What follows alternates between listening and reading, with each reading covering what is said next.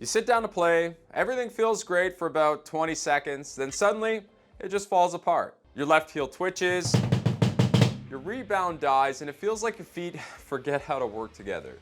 That is not strength. It's your nervous system losing sync. And in the next 5 minutes, I'm going to show you the exact test that proves it, and whether or not this is something that you can fix yourself. Before we run the full test, I'm going to show you one thing that predicts whether you're going to break through 150 BPM or not. So grab your phone, film your feet at 120 BPM for just 10 seconds right now. I want you to watch the heel. Is it coming up? Is every stroke the same height, or is it kind of fluctuating 3 inches, an inch, then an inch, half an inch? And so if it is, that's not a strength issue, that's a timing loop misfiring. Your brain is just out of sync with the rebound. Now watch what happens when that same pattern is sped up.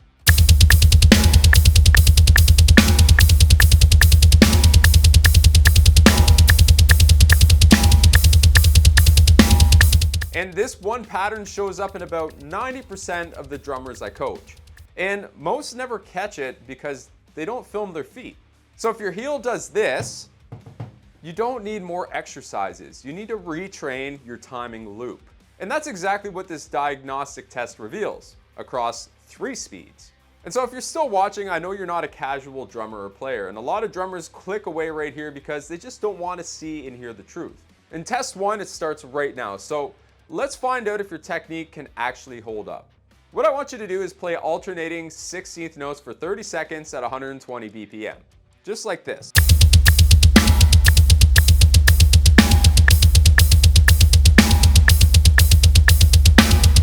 Now you're looking for one thing: rebound consistency. If your heel height changes every few seconds or strokes, you're compensating. If it stays even, you've got a lot more control. For now. Now let's see if that control survives under pressure. You see, this is where most drummers collapse. I call this the hybrid zone. Around 145 BPM, let's do that for 30 seconds. Now watch what happens when the tempo jumps up. See, at 120 we had control, and at 145 the heel just changes height. Did you see that? That right there is your nervous system switching to survival mode. Your timing loop broke. See, your body tenses up and it tries to stay in control that way, and that's your brain just really trying to protect you. And so if your motion changed here, you don't have control in that range. Your technique is surviving, it's not necessarily performing, and test 3 shows if that's fixable. So here we're gonna do 165 BPM, the top 5% territory. If you're tensing up, or your heel's kind of bouncing around inconsistently, or you're just fighting the pedal to stay in time, again, that's not fatigue. That's a wiring failure.